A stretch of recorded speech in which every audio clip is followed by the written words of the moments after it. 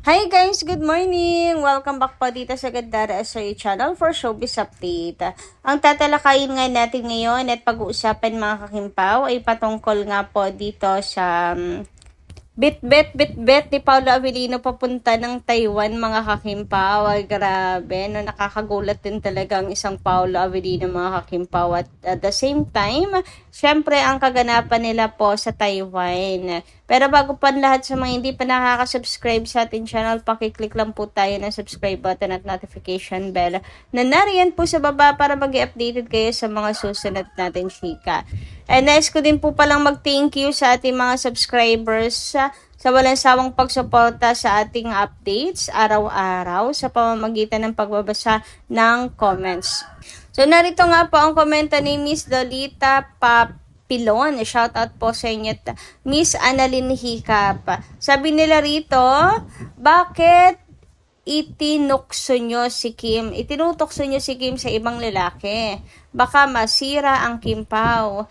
Kung ibang lalaki ang leading man ni Kim, huwag na kayo mangarap ng iba. Sabi nyo, Kim Pao forever. And ayan nga, kapag nangangarap kayo na ibang leading man ni Chinita Princess, baka ito na maging katapusan talaga ng Kim Pao. Kaya naman, pakiusap ni Miss Lolita, wag na pong mangarap ng iba.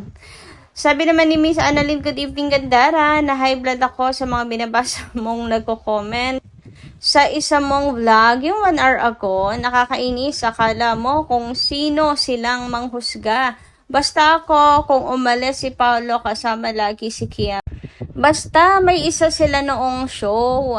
Nagpunta ng probinsya si Paolo. Sumama siya. Sabi nga ni Mimi Vice, ikaw ba naman sumama? Madaling araw nang dumating. Natatandaan ko iyon. At natatandaan ko rin yung sabay silang may event. Basta ako nananatili at naniniwala kay Paolo. Wala pang impound noon. Hinihiling na niya na makasama si Kim. Ngayon pa kaya, hawak na niya, bibitawan, pababayaan. Yun lang Gandara. Ewan ko ba, yung mga iba, parang hindi nagmamahal or hindi nagmahal. Kasi ako, hindi mahigpit pag nagmahal eh. Kim Pao forever. Well, Miss Annalyn Hicap, iba-iba naman tayo ng paraan ng pagmamahal. Yung iba nga mahigpit, meron namang hindi. But anyway, thank you so much sa inyo pong komento. At ang masasabi ko nga lang po dyan, iwasan po natin mag-isip ng negative kina Kim and Paolo. Basta kapag nawala pang isa, siguradong may susunod. Susunod ang isa o kaya magkasabay sila. Basta sabay silang magdi-disappear mga kakimpaw. Kasi baka mamaya yan kakanega nyo kina Kim and Paolo sa halip na end game. Ang mangyari ay the end. Diba? Hindi naman natin gustong mangyari yun, diba mga kakimpaw? Ang maging the end, tuldok period na ang Kimpaw. Yung iba kasi, hindi lang nakasama sa event, mga kakimpaw, aligagay na. Sinasabihan na agad ang negative si Paolo Avellino na para bang sang napakalaking kasalanan ng nagawa ni Paolo. And yung pagpunta nga po sa Taiwan ngayon, ayan, gusto pa talagang 100% na ayuda na magkasama talaga sila para maniwala mga kakimpaw. Ewan ba, may mga trust issues na rin ata ang ilang Kim Paulansya. Hindi ko kayo masisisi, pero basta kami na Team Panatag, ayun, kami po ay super ng buhay, gaan, hindi po mabigat. Masaya kami at hindi po kami nai-stress dahil panatag nga kami, alam namin magkasama sila, while kayo mas pinipili nyong ma-stress kahit wala namang dapat na ika-stress. Anyway, dumako naman tayo sa next topic natin ngayong umagang ito mga kakimpaw at patungkol nga po ito sa pinost ni Paolo Avellino bago po pumunta ng Taiwan. And eto nga po yun, ewan ko kung bagong camera to mga kakimpaw. Alam niyo naman si Pao, no? Ang dami po niyang mga koleksyon na camera dahil na rin sa business nga niya mga kakimpaw. So, eto yung kanyang dadalhin or dinala po sa Taiwan, mga kakimpaw. And may napansin lang ako dito. Yung libro, yung color red, mga kakimpaw, sa kanya pong bagahe. Nakikita niyo po ba yan, mga kakipi? Ayan yung color red na libro. So, mahilig po palang magbasa si Paula Avellino ng libro, mga kakimpaw. Genius talaga no? Ganyan talaga yung mga matatalino, tahimik, tapos mahilig magbasa. Ayan, very Paula Avellino talaga. Anyway, ito pala yung title no, May Contain Lies. So, niresearch natin. Ang ganda parang ng ratings ito, mga kakimpaw. Ayan, baka mahilig din kayo magbasa ng libro. I-try nyo itong binabasa ni Paula Avellino. And sumasakit ang ulo ko dito. Pang genius talaga itong binabasa ni Pao, mga kakimpaw. So, ito yung details yan. Statistics and studies exploit our biases and what we can do about it. So, ayan, grabe, sumakit ang ulo ko. Agad-agad, title pa. Anyway, dumako naman tayo dito nga po sa grabehang effort ng Kim Pao Lanchas para lamang po matukoy ang tungkol po dito sa asap kung si Paula Avellino na ba ito. Grabe, nais ko lang din i-appreciate talaga yung effort ng mga kakimpaw lunches natin. Diba, mga kakimpaw? Iba rin talaga sila. Kung mang Soko, dinaig pa ang NBI, ang Soko team, mga kakimpaw. So, eto na nga, hala, ha, ha, ha. That's what I'm talking about, sabi ni Janey. O, diba? Ang daming pictures ni Paula Avellino online. Pero nahanap pa rin talaga nila kung ano yung perfect pictures para dyan, mga kakimpaw. Huy, fit na fit talaga naman. Gusto kong pakita sa inyo to kung gaano at paano magtrabaho ang ating kakimpaw. 'Di ba? Para sa ayuda ng lahat. Grabe yun. Dapat matuto tayong magpasalamat, i-appreciate yan, mga kakimpaw. Anyway, super excited na pala ako, mga kakimpaw, sa sa magiging performance nila Kim and Paolo para po sa ASAP Australia.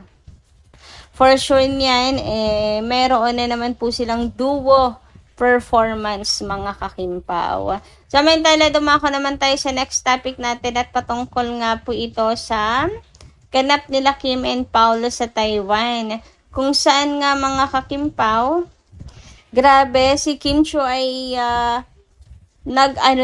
nagsilbing interpreter nila Kim and Paolo. Based po sa nasagap natin balita, gamit na gamit nga daw po ang pagka-Chinese ni Kimi dito sa Taiwan. Uy, grabihan.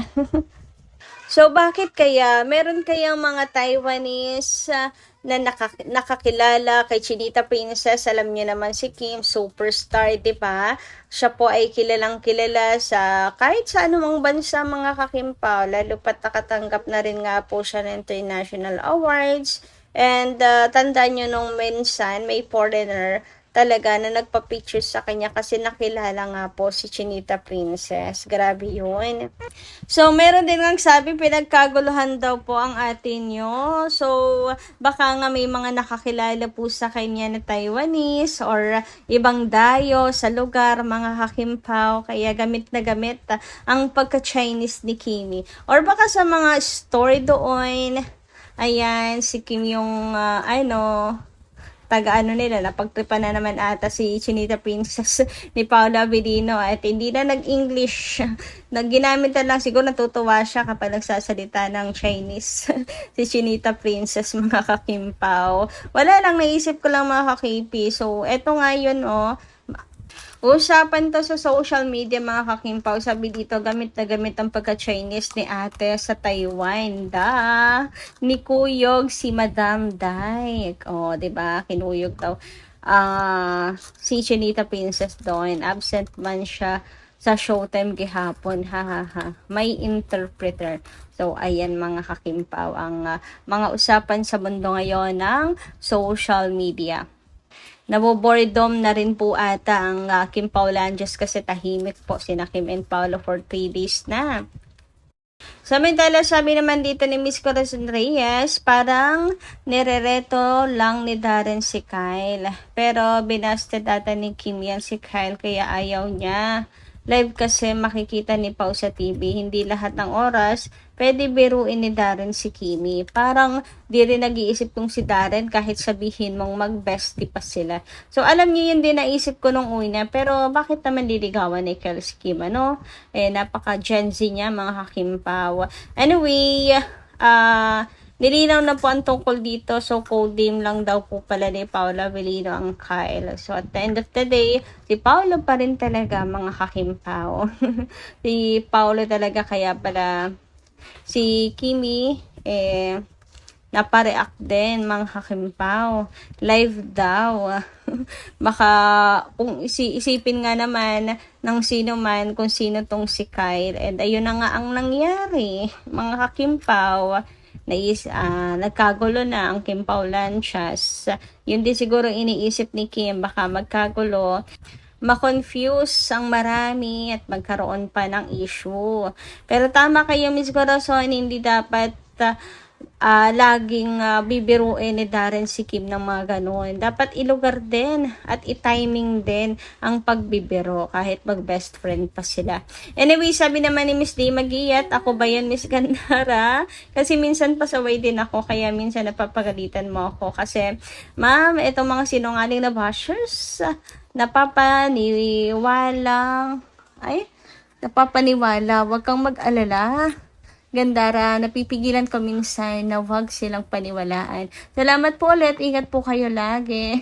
Grabe naman, Miss Di Makiyat. You made my day. Hindi lang naman kayo. Marami po talaga mga kakimpaw na pasaway na ilan. Pero hindi ko po kayo masisisi. Ganun talaga eh. Sobra yung pagmamahal nyo kay Kim and Paula. Kaya mabilis kayong maapektuhan. Andito lang ako to remind you always. Yan. Para hindi kayo tuluyang ma-stress. Anyway, hanggang dito lang muna ating update. Maraming salamat guys sa inyong pakikinigan. Kita-kits po muli sa mga susunod pa natin, chika. Maraming salamat. Ingat po palagi.